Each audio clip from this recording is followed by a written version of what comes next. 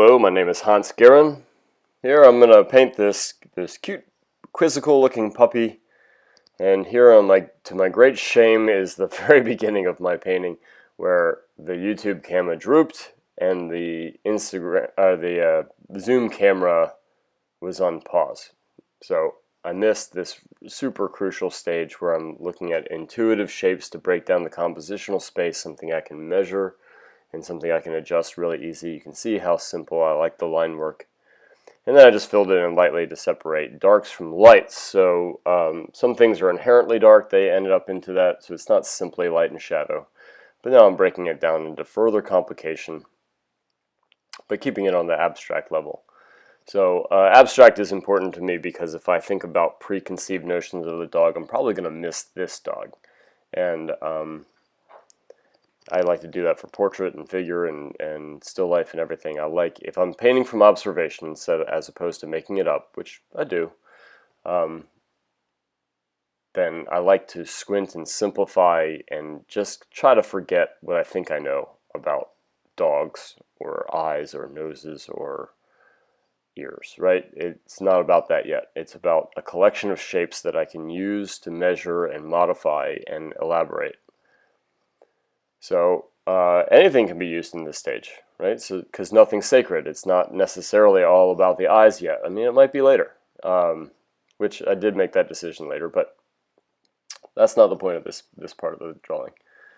So I can already tell some things. There's a little bit of camera distortion, so that ear isn't quite as big proportionally as the rest of the dog, but it was a little bit too big. So I'm going to adjust that.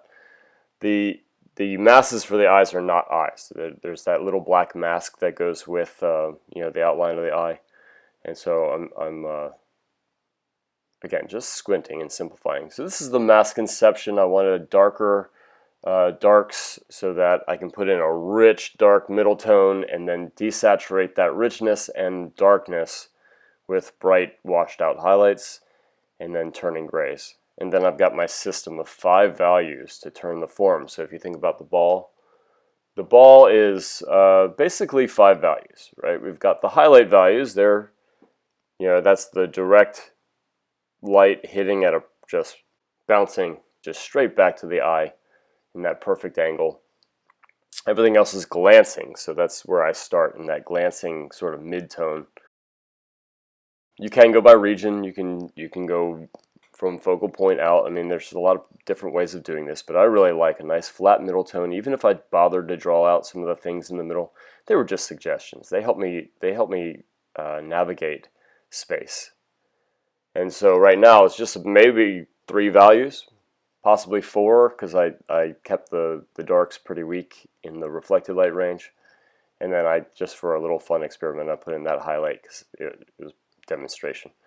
So now I'm just finding shapes within shapes, and it's going to be 5 values. So here are the highlight values. I already have the midtone values.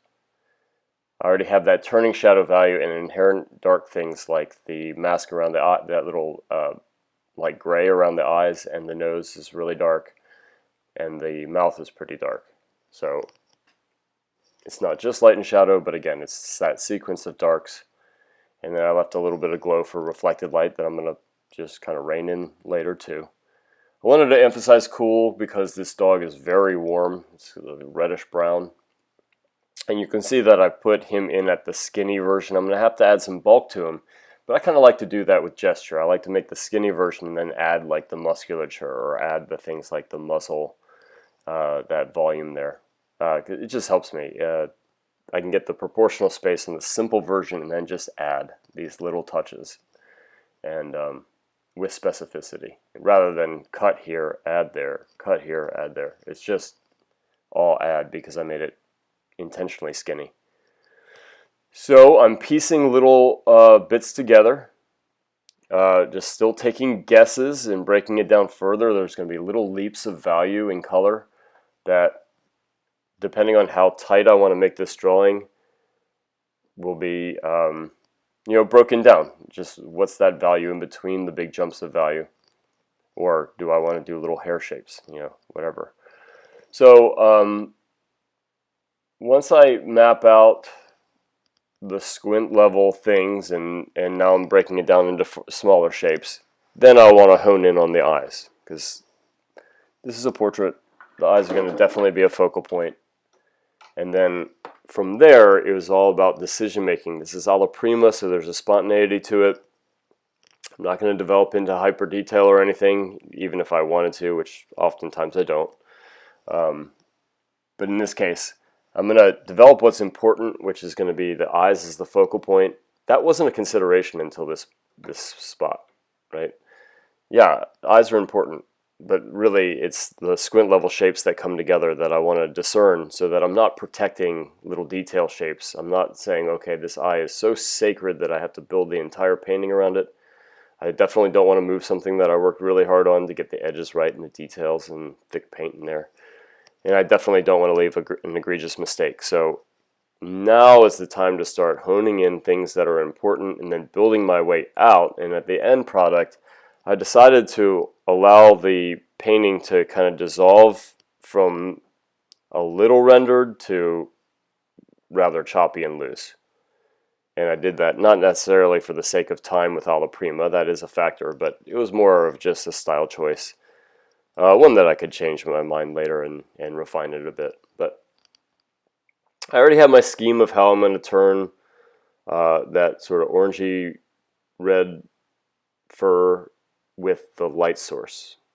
And so then I just have to follow protocol, except for things that are cooler, like the nose itself is cooler, the fur above the nose is cooler, and there's probably some atmospheric light getting into the ears that was making it sort of purple gray, and I really like that. So trying to find moments of cool, like the that sort of mask around the eyes and the nose and mouth and everything, and those little notes of gray in the ear.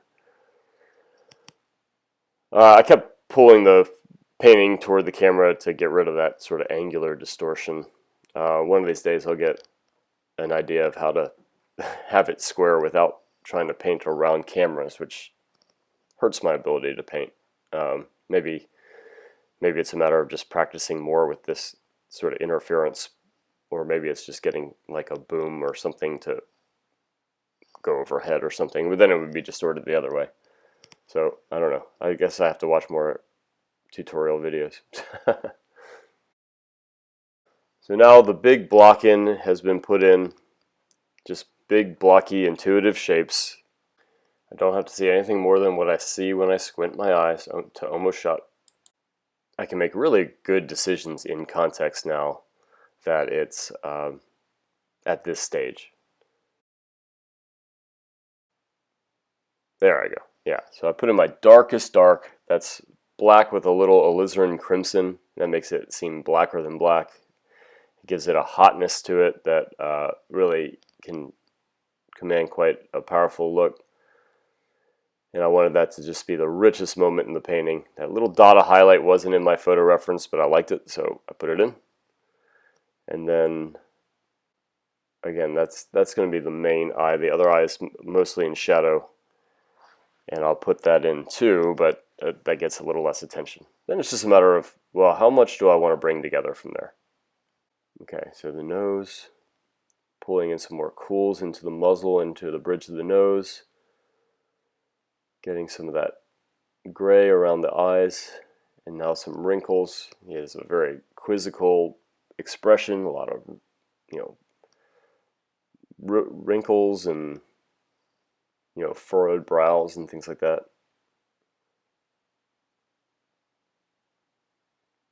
I like to do mostly brushstrokes in this stage because brushstrokes can be really powerful and expressive, and they can always be broken down. So once you've kind of mashed everything together, yeah, you can put brushstrokes on top of that, but it seems like maybe a little inefficient. So I already had my big mass block in, that abstraction.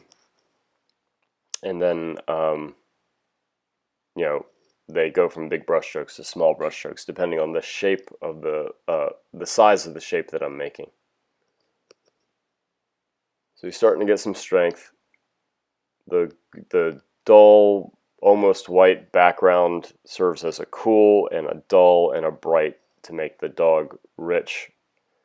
A darker fur and colorful. And so contrast is everything. Even the nature of the brushstrokes being all little vertical chops as opposed to more dynamic brushstroke for the dog, and that creates an other.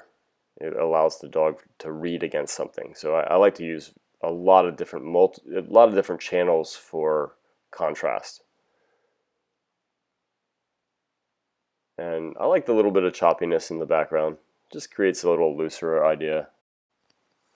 The wrinkles in the forehead were kind of parallel stripes, and that's a mistake to copy that. And I kind of put it in the way I saw it, and then had to realize, like, not only are they too dynamic, too much contrast, they're distracting, but they're all even too, and I wanted to break that up.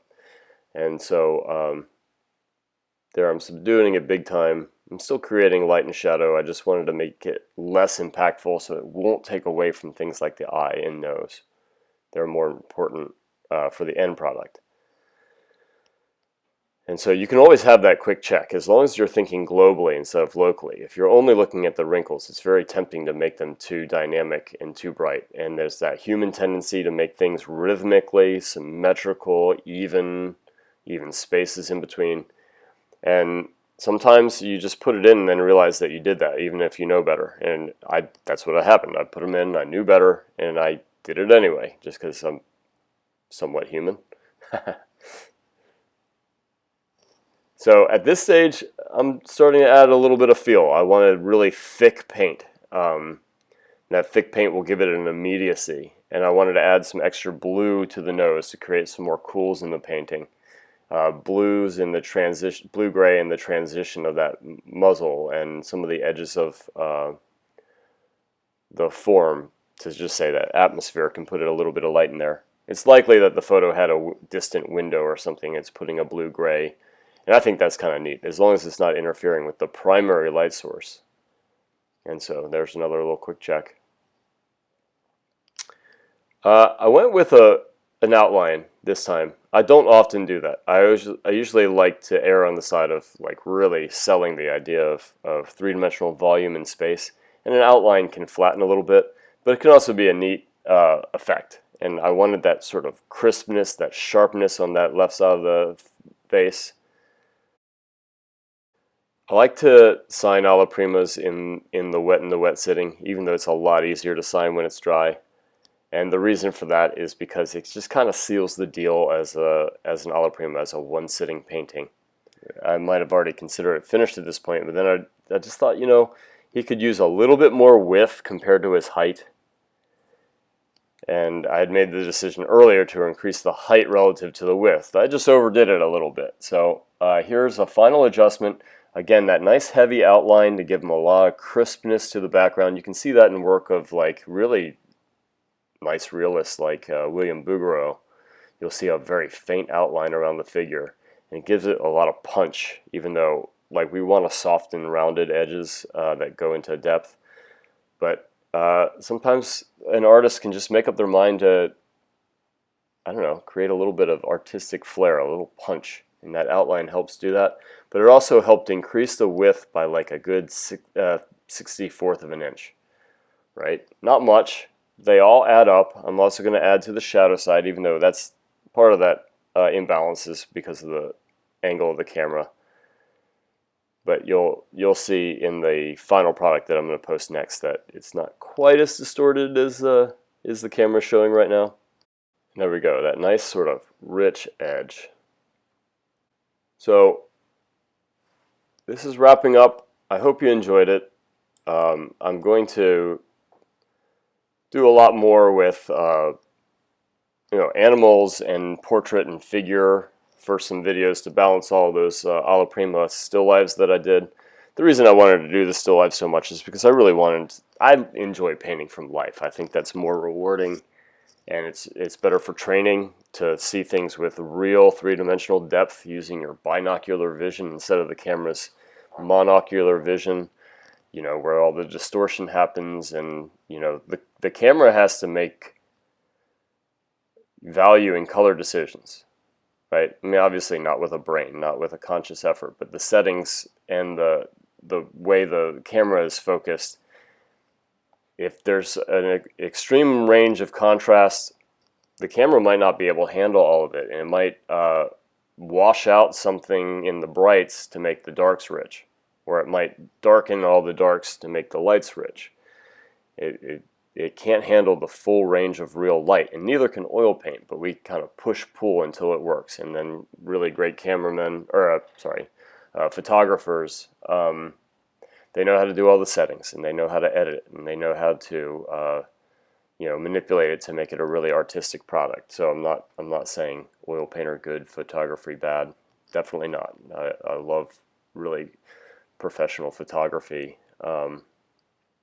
It's just different, right? The camera does the image, and oil painters have to build that and create it.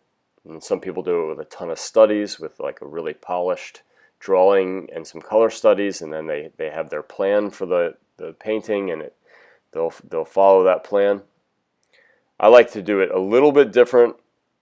I like to allow the painting to have a voice as I build from simple to specific, and that's really rewarding to me. So, find your own way. Obviously, if you're making things up, then you have to follow more of like a schematical approach. You'd have to have at least some knowledge of what the subject is if you're, adhering to realism. Some people don't, and that's totally cool. When you want to make up a critter or something, you still want to follow some sort of anatomy that makes sense for how it can move and function. But when I'm observing, I really like abstraction because it tells me what's really there, and it gives me this template for being able to express myself in multiple different pathways. And sometimes the painting will suggest something that I just wasn't thinking of in the beginning. It's like, hey, I'm really going to make this pop, or I'm going to do this style as opposed to that style. So anyway, I love questions. Ask me questions. I love feedback. If you have an opinion about it, good or bad, just let me know. I enjoy participation. If you subscribe to my channel, then great, right? You'll get notifications when the next time I do another, an Alla Prima painting. Maybe I'll even post a few where it's not Alla Prima, where I do multiple sittings, and I can do those live in parts. And then dub it all together for a single video. So thanks for watching, and I hope you'll watch some of my other videos and subscribe for future live presentations and dubbed over videos, and I take requests. So feel free to interact with me, and I hope to see you sometime soon.